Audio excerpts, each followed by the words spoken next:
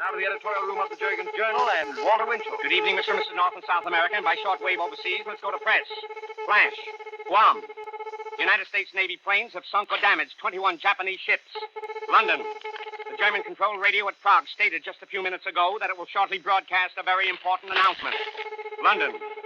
A radio dispatch from Prague dated Monday, May the 7th, reports that Allied help has reached the Patriot Army in the Czechoslovak capital. San Francisco.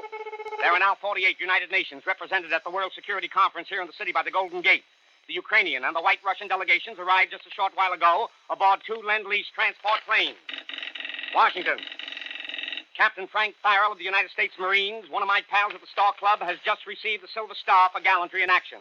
Frank Farrell, ladies and gentlemen, is a pal that our Navy rejected because of alleged flat feet, but no flat heart. Hey, Frank. El Paso, Texas. Merle Oberon, the Star, is en route to Juarez, Mexico, where she indicated she would obtain a divorce tomorrow from her husband, Sir Alexander Corder. New York City.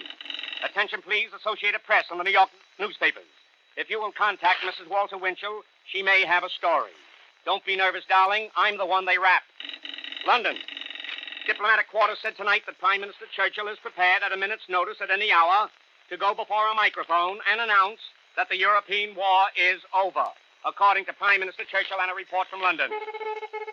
Attention, Mr. and Mrs. United States. The following statements are for certain people. D.A. Davis of New York City. I know, sir, that your YMCA War Prisoners Aid does all it can to make Nazi war prisoners over here comfortable. It is a pity, however, sir, that the YMCA's noble service has not been reciprocated and that our boys were not treated the same. But my story of last Sunday night over this microphone has been confirmed by the press services, and the Kansas City newspapers. I merely told the people that a loving cup was to be presented to Nazi prisoners of war at Camp Clark, Missouri, and that the commanding officer there has admitted it. He added that the loving cup, which he said was only valued at $2, is in a safe and will not be presented now. Well, anything valuable enough to keep in a safe is surely too good for any prisoners of war. However, I'm glad to know that the cup will not be presented, period. To Ambassador Halifax, Your Excellency, I have checked the statement on page 28 of the current issue of Time magazine. It carelessly reports that the British and the Chinese delegations were, quotes, the poorest tippers at the Hotel Mark Hopkins in San Francisco. All the bellboys at the Mark Hopkins Hotel have telegraphed the Time editors that the British and the Chinese are extremely generous tippers. Incidentally, this is the very same News Weekly which twits me for alleged mistakes, deliberately ignoring some news beats. It also spanks me for quoting an actress, Helen Hayes, as follows. I'm reading now from Time magazine on page 66. Argentina, which declared war against the Axis, this is Helen Hayes talking, and I heard it around San Francisco. Argentina, which declared war against the Axis at the last minute, gets swanky suites for her delegates. But some of us in the show, who have been fighting Axis supporters over here, are being put out of hotels. Time goes on to say, the San Francisco Chronicle dryly reminded Winchell and Miss Hayes that Argentina had not been invited to San Francisco. Well, as you know, the Argentine delegates will be here at any hour. That's what comes from going to press before the news happens. But not all the conference reporting, ladies and gentlemen, of course, to quote Time magazine itself, was at this low level, period. Washington. Mr. Eugene Meyer, the powerful publisher of the capital's most influential newspaper, the Washington Post, has squarely presented the issue. Mr. Meyer, a few hours ago out here, remarked that while Versailles had leadership, it did not have popular support. That's why it failed. He added that the San Francisco Conference will succeed because it has popular support, though no effective leadership. The Washington Express. LaGuardia announced today that he would not be a candidate, as you heard, for a 4th term as mayor of New York City. Behind the Little Flowers decision is the absence of FDR and the presence of the left-winger Congressman Marcantonio. United States Supreme Court Justices Douglas and Black are now rumored as the probable successors of Secretary of State Tinius. Not immediately, but certainly. The Secretary of State's feud with the liberals and the press is expected to result in his demotion. 27 governors have endorsed Philadelphia, the home of the Bill of Rights, as the permanent home of the United Nations. Ladies and gentlemen, I want to give added circulation now, please, to the fact that my colleague, Mr. Drew Pearson, was first and accurate with his report 2 weeks ago. That an agreement had been made that the Russians alone were to enter Berlin and that our armies were ordered to stop at the Elbe. Mr. Pearson was denounced by Allied headquarters, which denied his scoop. Congratulations, Crew Pearson. I, too, learned out here that some green with envy people assigned to San Francisco to cover the conference and the news are covering Pearson and WW. The International Rogues Gallery, phony humanitarian division. Berlin. This reporter has found the answer, ladies and gentlemen, to the question of heartbroken relatives of American prisoners of war in Verminy. To wit, where was the German Red Cross? Question mark. The mystery is herewith solved for the nearest of kin. Your reporter charges now that Herzog, Karl, Eduard von Coburg, the president of the German Red Cross, is a top Nazi and war criminal. I charge, too, that before he became president of the German Red Cross, this Herr von Coburg discarded his royal titles to become the head of the Ehrhardt Terrorist Brigade as well as the Viking Bund. And that von Coburg bragged about it in the official, I said official, Nazi Reichstag manual.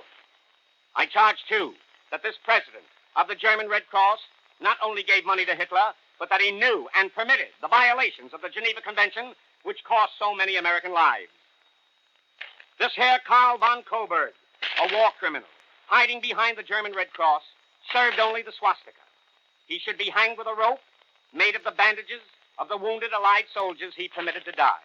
Ladies and gentlemen, please do not confuse the German Red Cross president with anybody or any part of our wonderful and glorious American Red Cross. International Rogues Gallery, Suspect Division, Washington. The new ambassador to the United States from Argentina is named Oscar Ibarra Garcia. He is reported all set to fly to the security conference in San Francisco. This pro-German ambassador from Argentina, whose very presence on United States soil is an insult to our war dead, bears the decoration of Herr General Franco of Madrid, Spain. Quote, in recognition of his act of aid to Spanish-Argentine relations, end quotes. That's the quotation. Argentina's new ambassador to the U.S. is described by reliable newspapers as a consistent enemy of the American people. I again flatly charge that the present government in Argentina was of aid and comfort to our common enemy, and that it has helped shed American blood. Argentina's belated declaration of war against Hitler should surprise no one, because the Argentine government colonels are just the type to stab their best friend in the back while he was dying.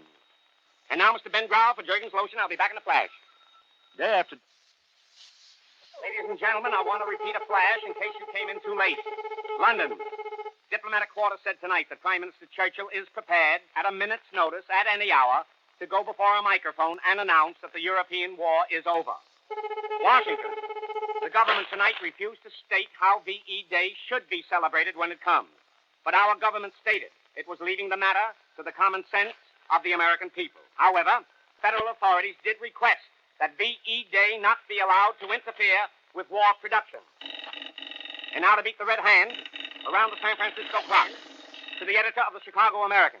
The Committee of Veterans for World War II, now operating in Chicago, is just another front for Gerald L. K. Smith. His activities in San Francisco now were duly exposed on the San Francisco editorial pages.